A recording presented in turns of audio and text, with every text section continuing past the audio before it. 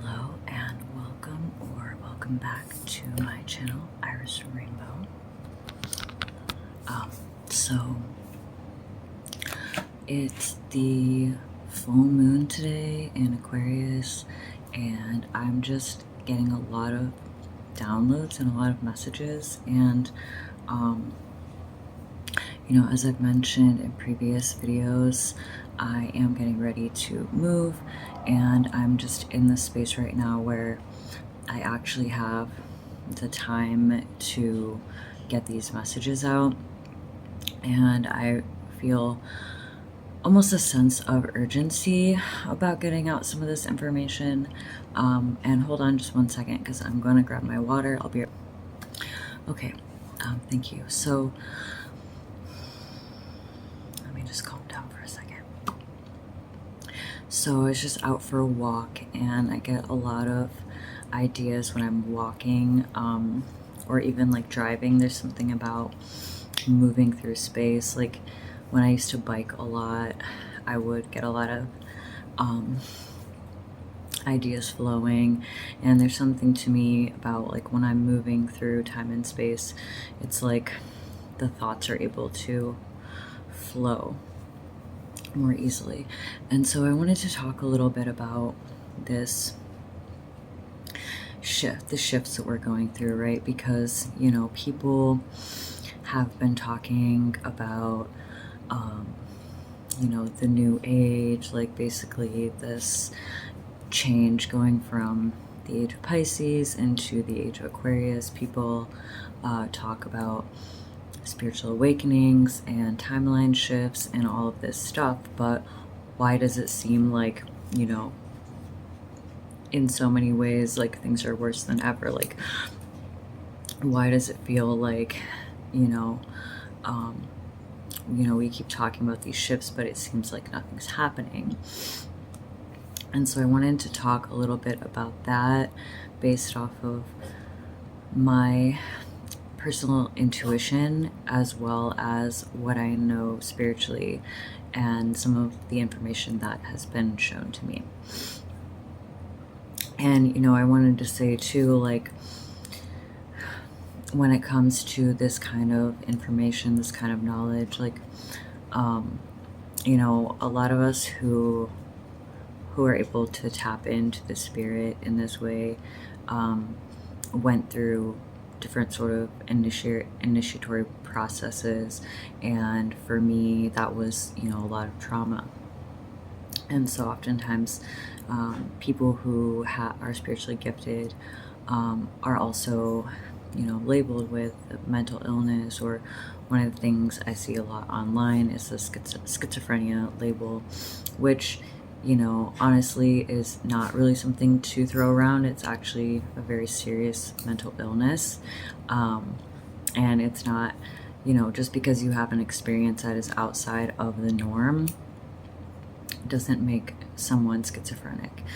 There are a lot of other factors in that as well. And for me, and for a lot of gifted people, we are able to kind of have a foot in each world. And so I'm able to remain fairly grounded in this reality while also still being able to see beyond it, or to be able to tap into the spiritual realm. And so for me, a lot of my path is learning how to be more embodied, because I'm more open spiritually, and I've had much harder time grounding here physically, and a lot of that has to do with the physical trauma. So I just wanted to preface that and get that out of the way, because I guess I'm kind of working backwards in my thought process from where I started when I was kind of thinking about this video and what I wanted to share. So why are we all talking about these spiritual shifts, and yet it seems like things are worse, or it seems like things aren't changing, right? Well, on some level we can see that things are changing. We can see that it seems like a lot of what's going on politically, or even in Hollywood, it's like the narrative is slipping, right? It's like people are no longer feeling really represented by politics or celebrities. We can see how, the media, the mainstream media is owned by 6 companies, and we can see how they kind of are playing off these extremes of each side, each party, the most far right extreme to the most far left extreme, and kind of like ping-ponging this back and forth. And of course, this is the oldest trick in the book, or one of the oldest tricks in the book, that the people in power use, is the divide and conquer strategy. But there's more to it than that as well. And I did talk about this in my vampire video, which is satirical but also commentary, which is this idea of Loosh, or the human battery. So, let me back up a little further to one of the first dreams that I had. That was one of my first spiritual dreams I had. I'm sorry. When I was 21 was when I started going through my spiritual awakening process. And one of the first dreams I had, not the first dream, but one of the first dreams I had was in 2008. I was put in jail for a minor graffiti charge. But I actually ended up being there for 77 days, which, in the Bible, regardless of, what you think about the Bible, whether you, take it as, the divinely inspired word of God, or whether, there's a significance to the Bible, and the Bible has relevance to us in our times because it shows us the structure. And there's a lot of symbolism in there as well. There's also history in there. So there's a lot that we can get out of the Bible if you know how to read it, and if you're using it for deeper self-awareness and deeper self-understanding. And 7 is, in numerology, the spiritual number 77. Sevens are one of the ways that God communicates to us. And so I was in jail for 77 days. This was during the Obama election. I think it was the first Obama election. And this was also during the 2008 housing crisis. So this was when, my parents actually lost their house at that time and had to move. This was a time where we had cell phones, but it was before smartphones, and I had recently moved to a new city, so I didn't know a lot of people, nobody knew my family or anything. So when I went to jail, I was pretty much stuck there, nobody really knew that I was there, and so that's part of the reason I was in there for so long. It took me several weeks to be able to even get a hold of my family at that time. And one of the dreams that I had, I remember very vividly that there were these people that came to me in my dreams, I guess spirit guides or something, and they showed me a symbol. And the symbol was like this. So it was like a diamond shape, and it was like an upward facing pyramid stacked on top of a downward facing pyramid. And so it was like a diamond shape, and there was a line in the center, and they told me that that there were 2 worlds, and that everything that happened in one world reflected in the other. So this spiritual world, and then the physical world here. And so, and this is how magic works. There are multiple planes and multiple levels within the spiritual reality. I'm not gonna get into all of that, and I don't have a full understanding of that, but matter is more dense. And so basically what I'm trying to say is that there's a lot that has happened in the spiritual realm this year, especially. There's a lot of shifts. There's a lot of, spiritual battles that have already been fought and won in the,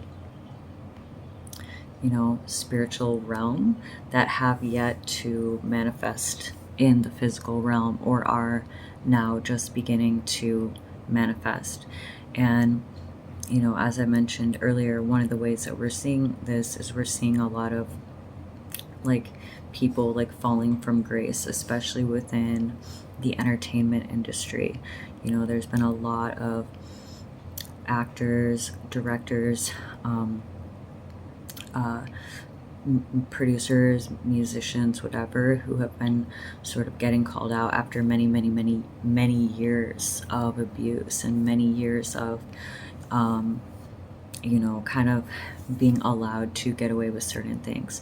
So, if you look around and you pay attention, like you can already see the signs that some of the stuff is starting to shift. But again, things happen more quickly in the spiritual realm because it's not as dense, because it's all vibration. And so it takes a while for things to manifest in the physical realm. But if we look around, we can see it. Now, another aspect of this is that, being here at the end of the age, and also I've mentioned the outer planets changing sign. When you're, going through that transitional phase, you're going through the breakdown. So the final degrees of a sign, the last degrees of the sign are the breakdown of the archetype to transform into the new archetype, which will relate to like the mutable energy. So, in order for a new order to form, in order for something new to start, the old order has to break down. And so a lot of what we're seeing, a lot of this, like negativity and like evil and like darkness we're seeing in people, the shadow aspect of humanity is getting brought up to the surface. So it's not that it is necessarily worse, it's just that what has been previously hidden or previously buried or repressed is now rising to the surface to be seen, to be reconciled. And another thing that I wanted to say too is that a lot of what I'm saying, like a lot of what I've been studying over the last however many years since my spiritual awakening, since like 2007, 2008, a lot of what I know, a lot of what I have learned, what I've channeled, the information that I've been given, it's not novel information, it's not new information. It's not that I have it's not that I have some sort of special divine insight that no one else has, because a lot of this information goes way back to Kabbalism, Gnosticism, Hermeticism, these other types of spiritual practices that are more so based on the personal development and the understanding of energy and the understanding of our soul. And a lot of people have instead been directed to religion. Like, so what I study, what I've learned is the more esoteric, the inner understanding, this symbolism. But we live in a world that is run by essentially dark occultists, and they have all of this information that they keep hidden because they can use it. They use this information, they use this occult knowledge to separate us and control us and keep us in a state of weakness. And they set up gatekeepers. The gatekeepers are religion, academia, government, media. And so, they don't necessarily want people going on this path of gnosis or self-actualization. They would rather have people funneled into religion or academia or wherever they can control our thoughts. They can control our beliefs, because then they can harness that information. And again, that goes back to this idea of the human being basically a battery. So if you've ever heard the term of egregore or thought form, it's basically something that is an energetic creation that exists in the energy realm that can have real world effects. And so the more that you have people believing a similar idea, the larger the egregore or the thought form grows and the more control it has. And so, this is why it's so important for us to study these more esoteric truths, so that we can take this power back. And the best thing we can do is really to not feed into it, and to go within, to go within for answers. And even within, Christianity, the earliest Christians were also Gnostics, and actually, they believed that that Jesus Christ was here to show us how to get back to the real world, the original world, which is the spiritual world, and believe that this material world is evil. And the teachings of Christ of sell all of your possessions. And a lot of the early Gnostics didn't even have children. They didn't want to bring people into this world, and they didn't want to get stuck reincarnating here. So it's interesting that I feel like Jesus Christ came here to break us out of religion, but they created this whole religion, and it's one of the most oppressive ones out there. So it's more so about taking our power back from the gatekeepers, taking our energy back, and instead of allowing our energy to be harnessed and used against us, taking that energy and embodying it within ourselves, and within our own lives. And there's a million ways that we give our power away. Again, it can be through, religion, it can be through academia, it can be through, the media, celebrity culture, like the idol worshiping, it can be through consumerism. And we do live in the physical bodies, we do have a physical experience. It's not saying that we shouldn't enjoy that, but we need to be careful of where we're putting our energy. The more that we put our energy into these systems, the more we feed the system, and the less energy that we have for ourselves, for our own purposes of self-actualization. And if we want to, if we want to heal, if we want to evolve, if we want to get back to source energy, then we have to leave this world behind, right? And sorry if it seems like I'm jumping all over the place. Like, I have a few categories in my mind of the topics of information that I'm trying to cover, and it is all related, but I know I'm kind of jumping around a little bit. And I got back from my walk, and I wanted to just sit down and film this video because I didn't want to forget. And I've been channeling these messages for a long time, long before I started my channel. I've had a lot of things that I wanted to share. I felt like, I wasn't ready at that time, or the world wasn't ready, or both. And I feel like more like I'm in a place where I can share now. And so going back to the divide and conquer strategy, and as I think I mentioned, there's 6 companies that pretty much own all the mainstream media. And one of the things that they do within this divide and conquer, and within, getting us to sort of generate their matrix reality, which is the false reality, the construct,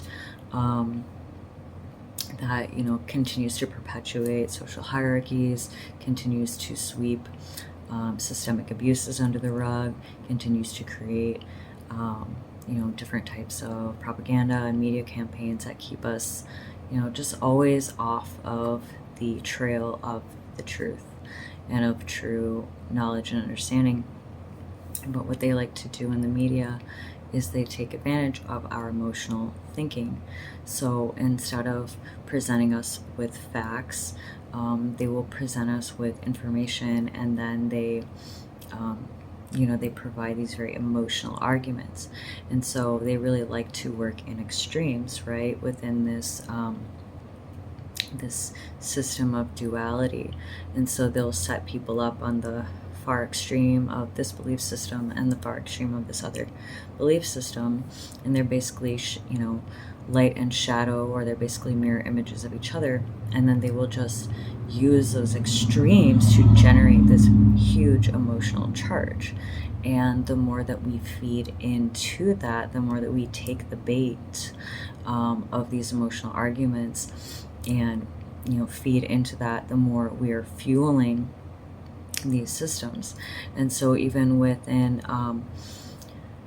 for example, like a celebrity scandals or political scandals or things like that, as long as we are trapped within the emotional thinking, as long as we are trapped within the extremes, and going off of these emotional triggers, the more we're releasing the loosh, which also I talked about in the vampire video, which again is a satire, but it's a social commentary, because that's what satire is. And so the best thing that we can do is to look at things objectively, to look at the facts, to take a step back and try to put our emotions outside of it. And of course that can be difficult, especially when it's something that personally affects us, or we feel personally invested in, or have very strong feelings about. But as long as we continue to play into these extremes, or allow the media and the institutions and these other gatekeepers to play off of our emotions, we're just going to keep feeding into the very system which is oppressing us, which is stripping us of our humanity and our autonomy and our free will.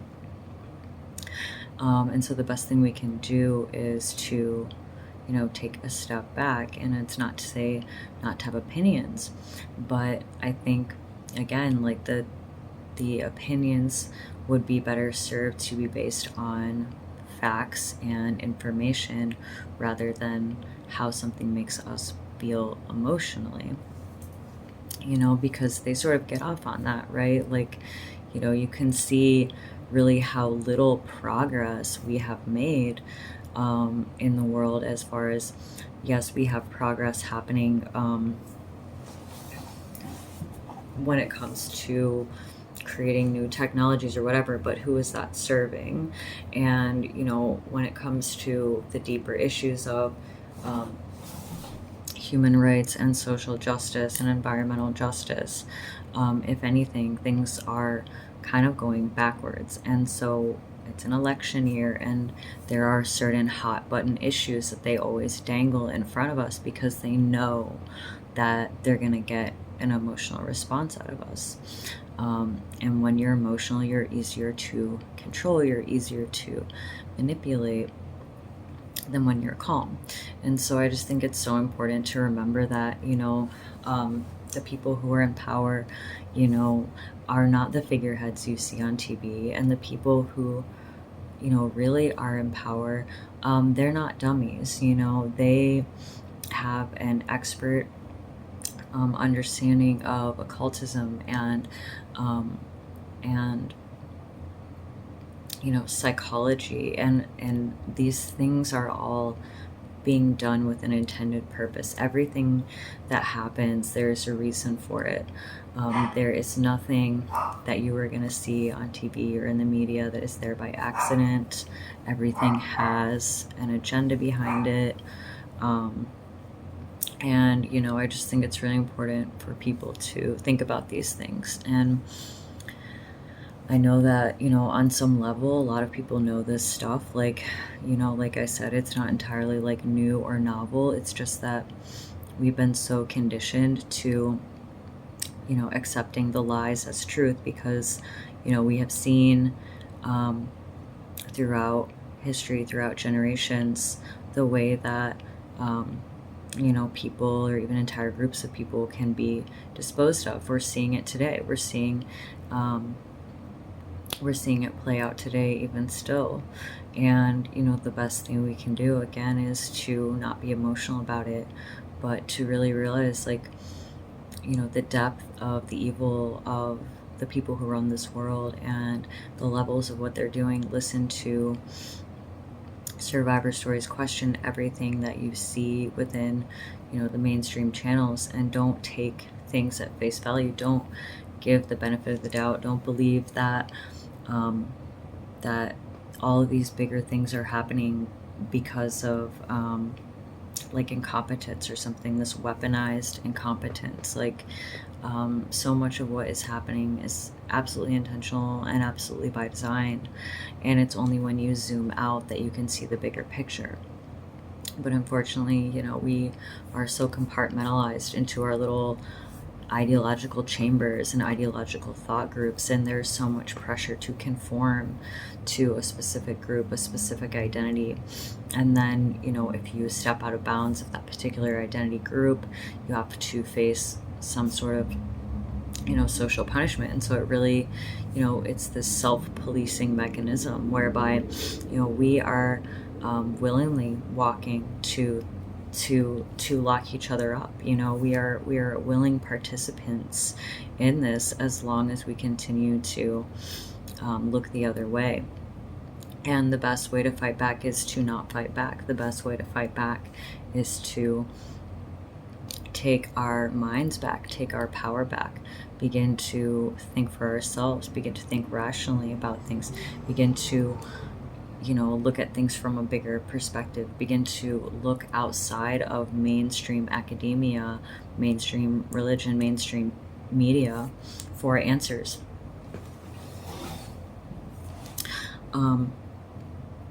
So I don't know, I feel like that was kind of jumbled, and there's a lot that I still want to share, but I feel like I need to just cut the video here,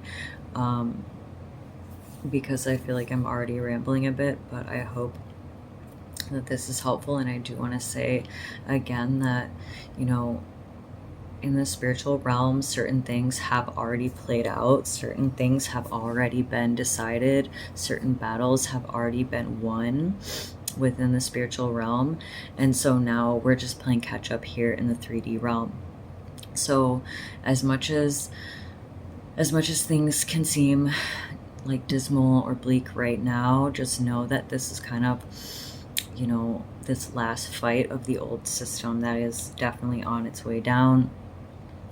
There are certain groups that have these very diabolical plans for humanity that are not going to come to fruition, and a lot is going to be exposed over these next few years. So really the best thing that you can do is just focus on taking care of yourself, taking care of your mental health, taking care of your physical health, and just simplifying your life, and prepare yourself, because a lot is going to be revealed, and things are going to be changing in a major way, and they are going to get better.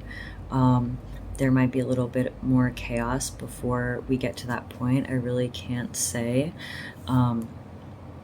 But just know that there's so much more to this reality than what we've been told and what we've been shown. And you're very powerful. You're much more powerful than the people in power want you to believe. And your thoughts, your voice, your opinion, even your mental energy and the thoughts you think are powerful.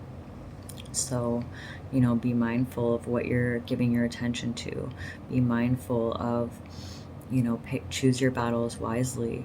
You don't have to have an opinion about everything, and, don't do things just because the people around you are doing them.